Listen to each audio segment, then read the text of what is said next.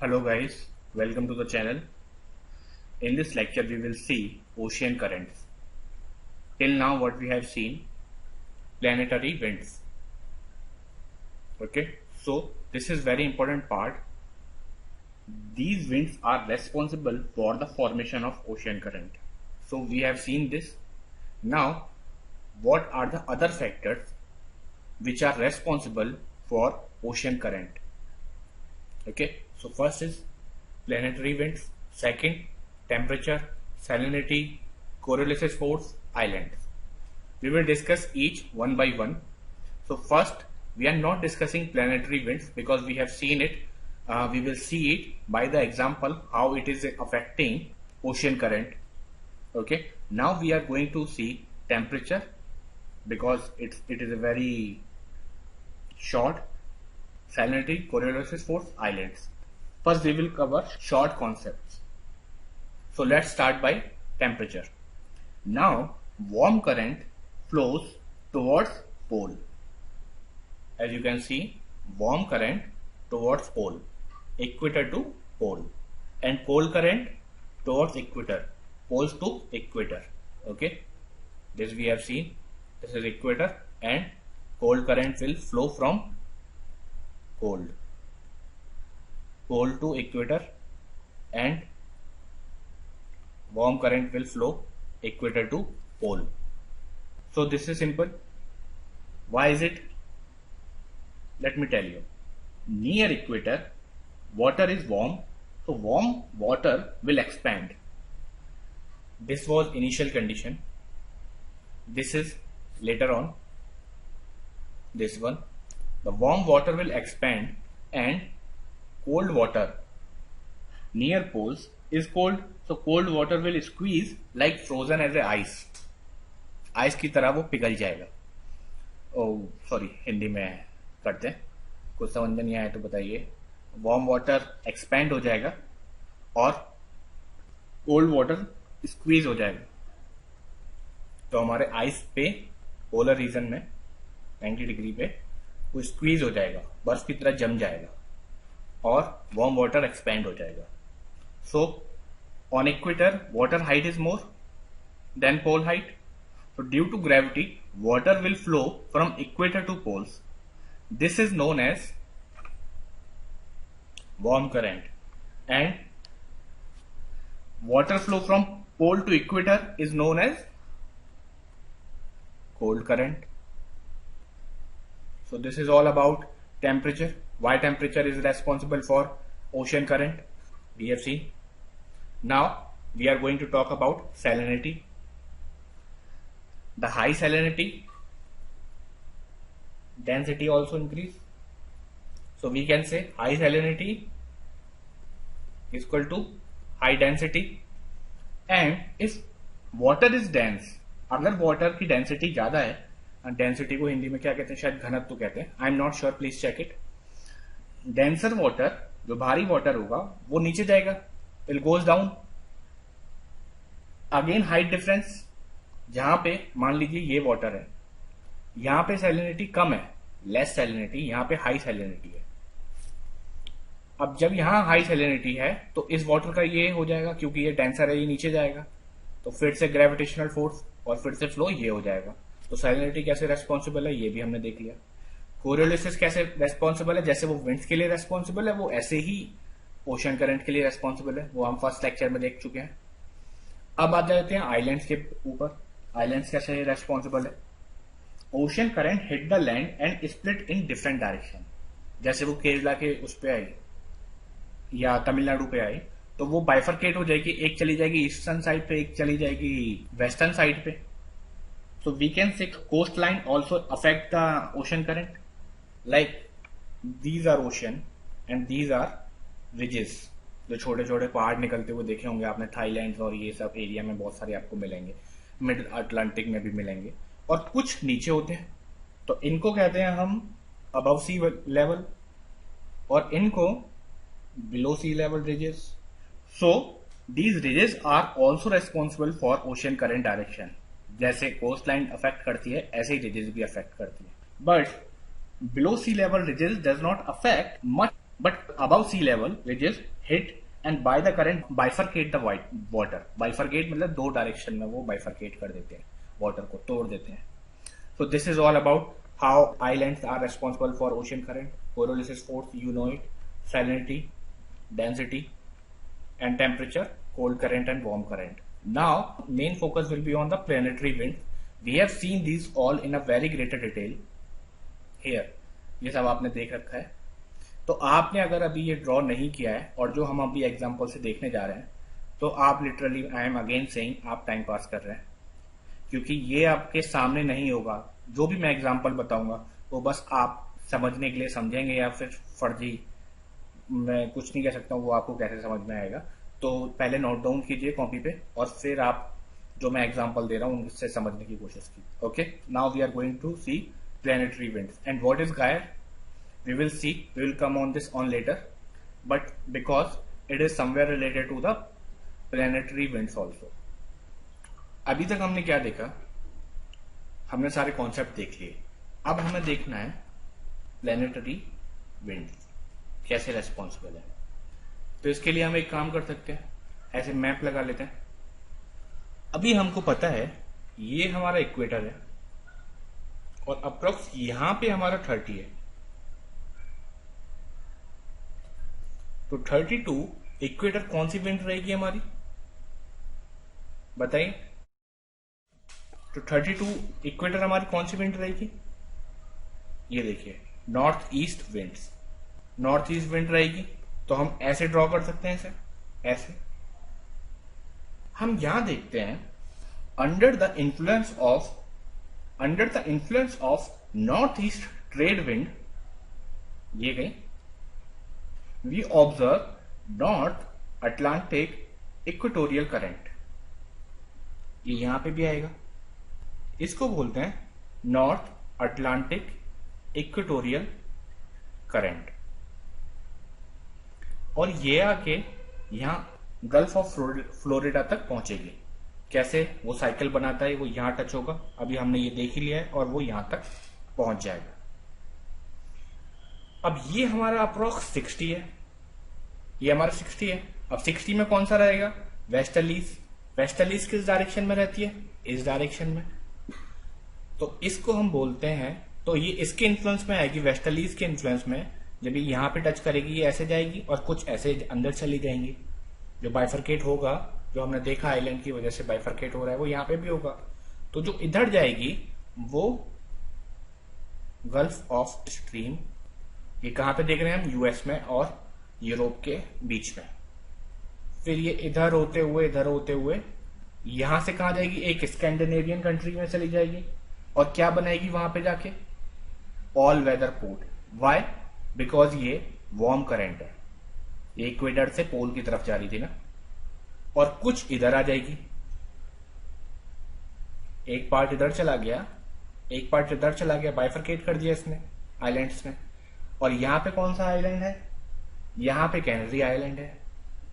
यहां पे आप गूगल करेंगे कैनरी आइलैंड दिखेगा, यहां पे इस फोटो में दिख नहीं रहा है, इस पिक्चर में दिख नहीं रहा है. So we can say these ocean current reach Gulf of Florida, this is Gulf of Florida, and move eastward under the influence of westerlies. यहां पे westerlies हो गई, ये westerlies है हमारी. Gulf Stream hit the mid-Atlantic ridges and diverged into two different branches. One branch will move toward the Scandinavian country, जो Norway और ये फिनलैंड है ऊपर. Scandinavian country form the all-weather port, and another branch will hit Canary Island and move towards the northeast current. Northeast current हमारा कौन सा है, ये northeast current. अब ये ऐसे घूमने लग जाएगा, ये आपने देखा, ये इधर आया और ये इधर आया, तो हम इसे एक सर्कल मान लेते हैं. So in between these ocean current we observe calm water. यहां पे तो काम ही रहेगा ना वाटर, ये घूम रहा है इधर, तो यहां काम हो जाएगा. सो दिस काम वाटर वी हैव सीन सरगोसा सी. तो इस काम वाटर को हम गायर बोलते हैं. ओके, टायर नहीं, गायर. तो पैसिफिक गायर क्या है हमारा, इधर होगा, ओके, अब यहां पे क्या है, सरगोसा आइलैंड लिख देते हैं हम। आप इसकी लोकेशन देखिए गूगल करके, आपको पता चलेगा ये यहां बीचों बीच है। ठीक है, तो क्वेश्चंस कैसे बन सकता है, ये सरगोसा सी पे ये काम वाटर कैसे है, ये 15 नंबर का क्वेश्चन आ सकता है मेंस में। और इस क्लाइमेटोलॉजी पे हर साल कम से कम 40 से 50 नंबर के क्वेश्चन ज्योग्राफी में आते ही आते हैं, ओनली क्लाइमेटोलॉजी पे। Okay, so this is most relevant part of the mains exam. अभी यहां पे एक सीन और है, कई बार वो बोल देता है कि कौन सी ऐसी जगह है जो फिशिंग ग्राउंड के लिए अच्छा है बट नेविगेशन के लिए अच्छे नहीं है, नेविगेशन के लिए अच्छे नहीं है। तो हम यही देखते हैं, ये गल्फ ऑफ स्ट्रीम जा रही है हमारी ऐसे। अब यहां से ईस्टर्न लीज के इन्फ्लुएंस में आके ऐसे हमारी लेब्राडोर करंट आ रही है, ये लेब्राडोर सी है। ठीक है, यहां पे क्या हो गया 90 से कौन सी आएगी हमारी, ईस्टर्न लीज आएंगी। आपको पता है, आप बहुत टैलेंटेड है, अभी आपको सब आता है ऑलमोस्ट। तो यहां से ईस्टर्लीज आएंगी तो ये क्या रहेगी, कोल्ड करंट, और ये क्या है आपकी वार्म करंट। समझ में आया। अब ये आपस में जब मिलेंगी तो this region is good for fishing and not good for navigation, because fog यहां पे फॉर्म हो जाता है। अब वो कैसे होता है उसको भी देख लेते हैं। Due to conduction warm will lose energy, वो एनर्जी लूज करेगी, तो वो लूज एनर्जी करेगी तो क्या होगा, वो ठंडी होना शुरू करेगी।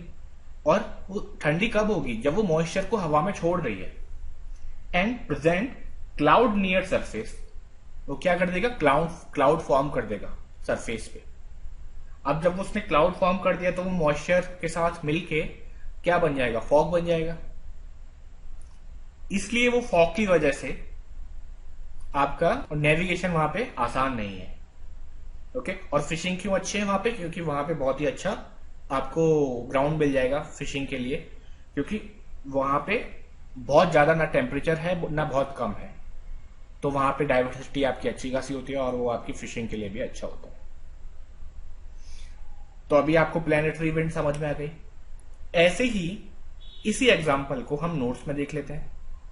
पहले इसमें देख लेते हैं, देखिए ये गल्फ स्ट्रीम है, ये राइट हैंड पे कोने में आइए, ये गल्फ स्ट्रीम है, ये नॉर्थ इक्वेटोरियल करंट है, ये गल्फ स्ट्रीम है, ये नॉर्थ इक्वेटोरियल करंट है, ये ऊपर आई ऐसे, और ये लेब्राडोर करंट है, ये वापस गए। तो ऐसे ही हम इसको ऐसे लिख सकते हैं। ये फर्स्ट वाला देखिए, फर्स्ट पार्ट, ये first part left hand side पे टॉप में, ये आपका नॉर्थ अमेरिका है, ये गल्फ स्ट्रीम है, ऊपर गई, ये गई ऊपर।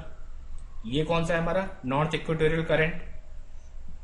यहां पे हमारा कौन सा रहेगा, कैनरी आइलैंड से टच हुआ है तो कैनरी करंट बनेगा हमारा, ये यूरोप है आपका।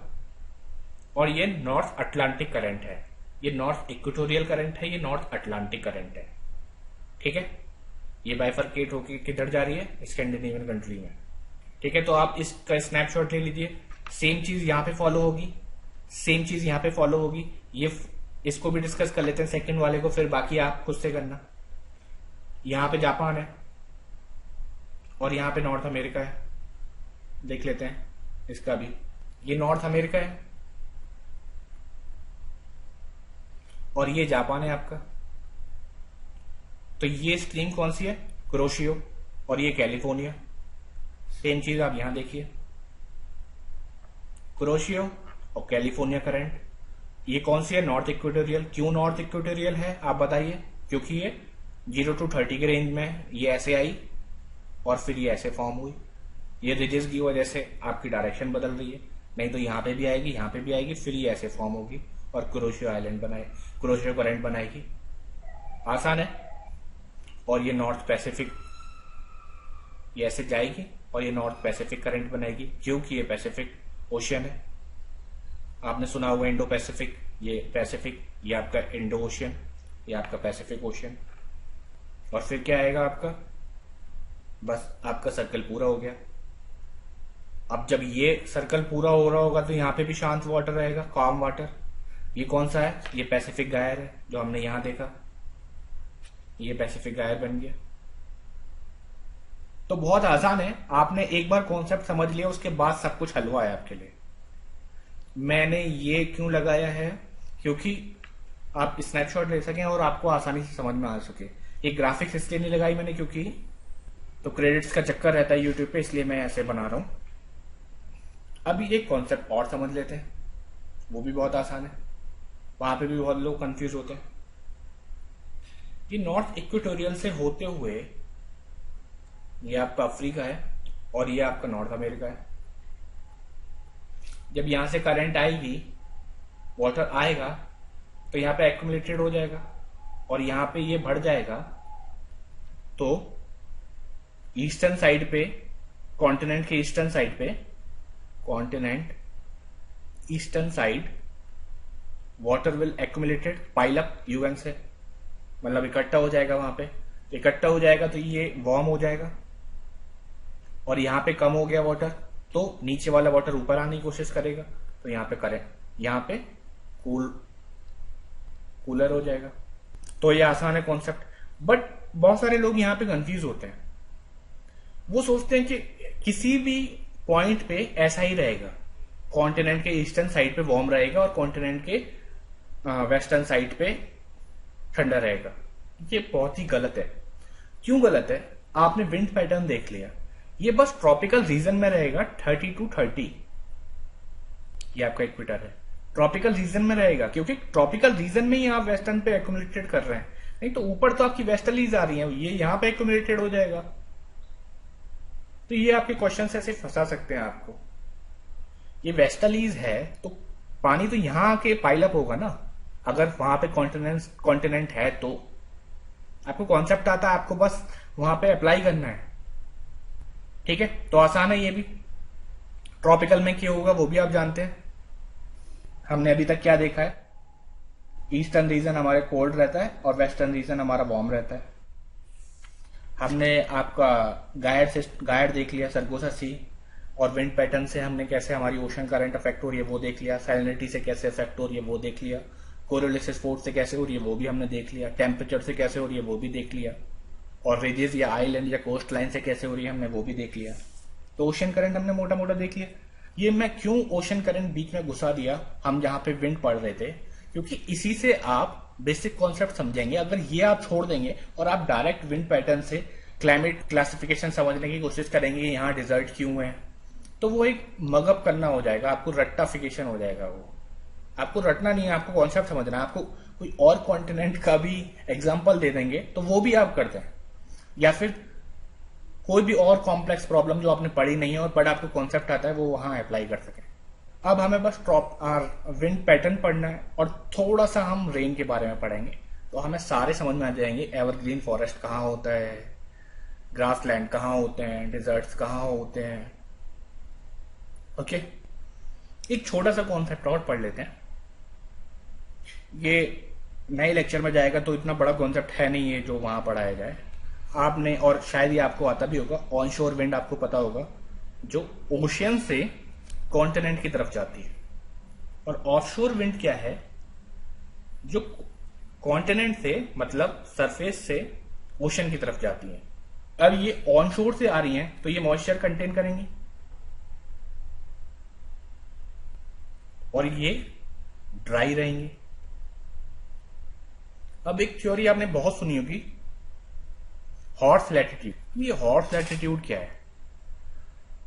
देखिए, जब डाइवर्ज होती थी एयर तो it was very tough to navigate your ship in the medieval time. तो 30 पे हमारा क्या है, मैक्सिको स्टार्ट हो जाता है। तो जो स्पेन की कॉलोनीज थी ये नीचे, वेनेजुएला, कोलंबिया, जो भी उसकी मैक्सिको तो थी, तो वो ये सब यहाँ पे अपनी शिप्स को लैंड कराते थे और यहां से वो हॉर्स को ले जाते थे यहां से, क्योंकि it was very difficult to navigate with the heavy weight. Okay, so this is nothing a concept, it is a theory given by the historians. This is a horse latitude. और moisture क्या concept है, अगर वो ocean से आ रहा है moisture लेके तो वहां पे रेनफॉल रहेगा आपका। ओके, वो वहां पे आएगा सरफेस पे और रेनफॉल के लिए होगा, और ड्राई में क्या रहेगा, नो रेनफॉल। क्यों? क्योंकि वहां पे मॉइस्चर नहीं है। ठीक है, तो डिजर्ट का क्या कॉन्सेप्ट है, वहां पे जहां पे भी मॉइस्चर नहीं होता है और ड्राई एयर होती है, वहां पे आपके डिजर्ट फॉर्म हो जाते हैं। डिजर्ट के बारे में हम अच्छे से पढ़ेंगे, आप चिंता मत कीजिए। इन्हीं कॉन्सेप्ट से आपने कॉन्सेप्ट जो सीखने थे वो आप सीख चुके हैं। Here we are going to discuss about the winds, type of winds we can say. So there are mainly three type of winds: planetary, we have seen, local winds, and the seasonal winds. So planetary we have seen northeast, northwest, northeast, westerlies, easterlies, southwest, southeast. So these are planetary winds. And what about the local winds? We are going to discuss right now. Let's suppose it is a landmass, or you can say surface, it is a ocean, like it is a southern part of the Indian side. So in summer days, temperature is very high of landmass, so we can say low pressure, and here low temperature comparative to landmass, so we can say high pressure. So wind direction क्या रहेगी? ये high to low. तो हम इनको क्या कहते हैं? On शोर विंड। अब सेम चीज ले लेते हैं विंटर की नाइट में। विंटर की नाइट में क्या होता है? विंटर की नाइट में क्या होगा? यहां पे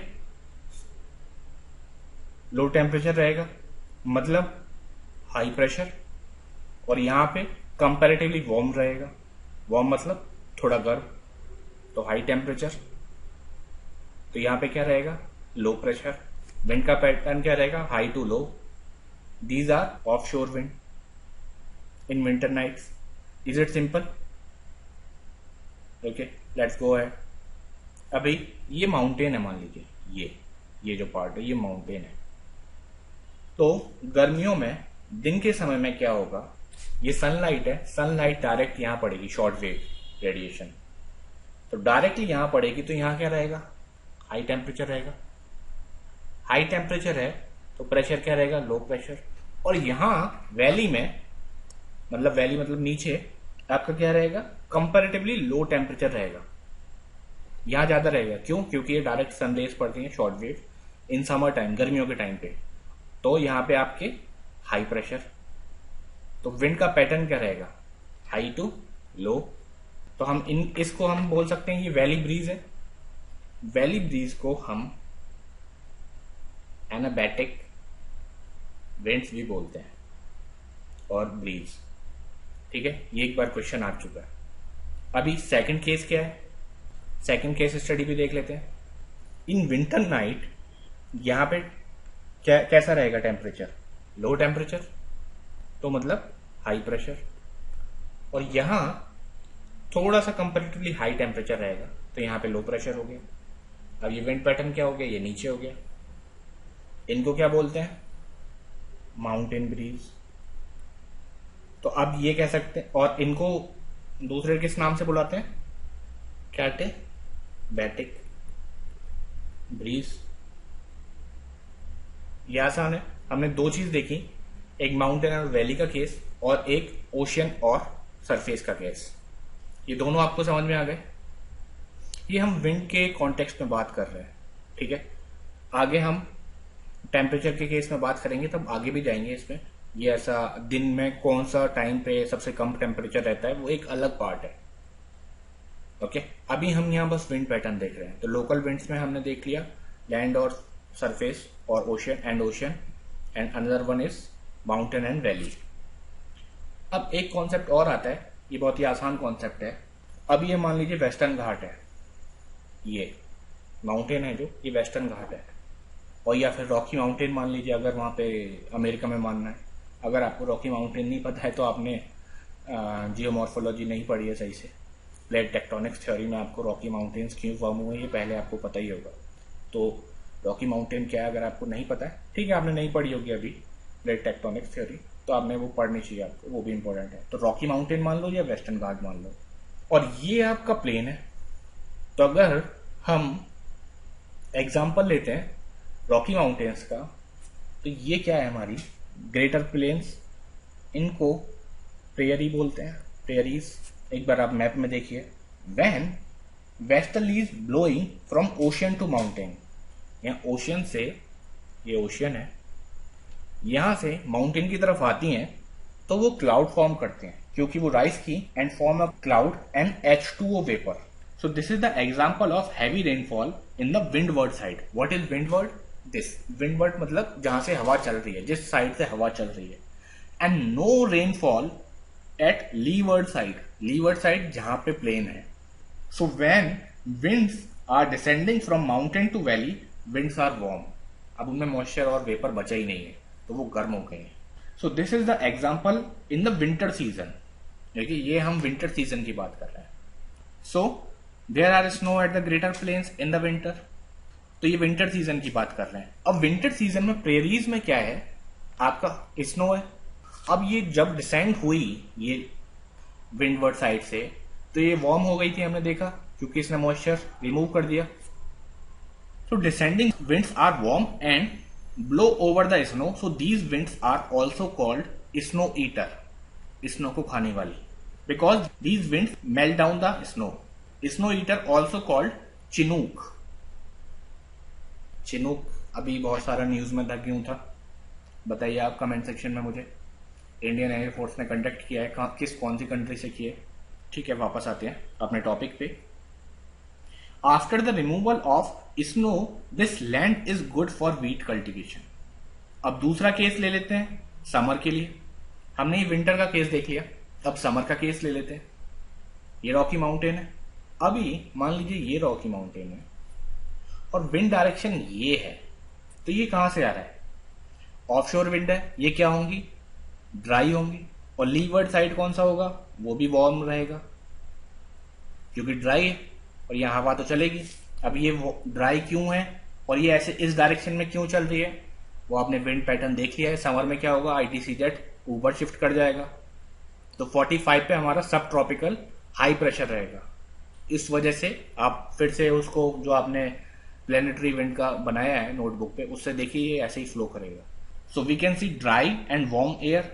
सो there is a forest between plain and, so there is a forest and there is no rainfall because dry और वार्म एयर से में मॉइस्चर तो है नहीं, तो रेनफॉल भी नहीं होगा.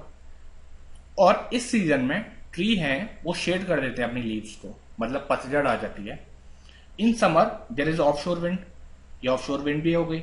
Due to dry and warm air tree rub each other, मतलब आपस में वो घिसते हैं.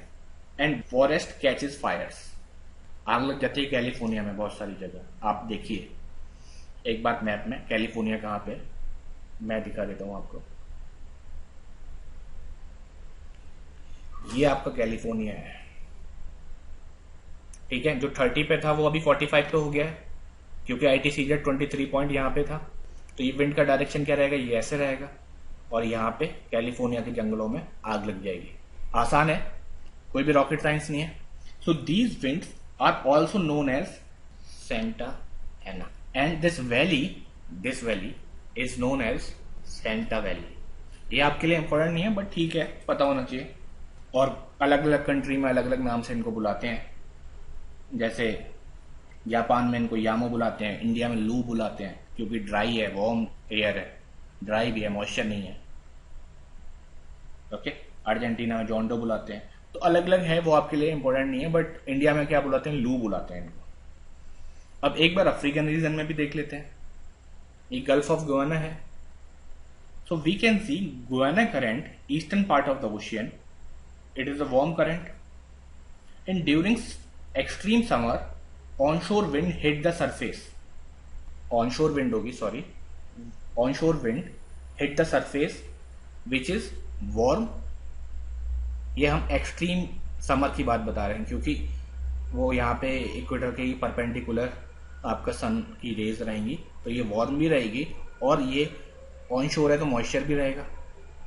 सो we can see this can lead to lot of humidity and this is the result. In this area lot of disease are there. ये summer की बात हो गई. This surface feel to winds, moisture plus warm air, जो हमने अभी देखा, जिसकी वजह से बहुत सारी डिजीज हो रही है वहां पे. और एक है dry air. So dryness is more in the air which comes from the northern Africa. यहां नदर्न अफ्रीका से आ रहे हैं. यहाँ पे सहारा डिजर्ट है, आप मुझे बताइए सहारा डिजर्ट कहाँ है, ये गया। So this is the resultant of removing the moisture from the air, क्योंकि ड्राई पार्ट से आ रही है। So only warm plus little dry air will be there, humidity will be reduce, कम हो जाएगी ह्यूमिडिटी। तो this current remove the disease of the pupil, जो यहाँ पे डिजीज हो रही थी इस वजह से, वो अभी खत्म हो जाएंगी। तो ये कह सकते हैं ये क्योर करती हैं।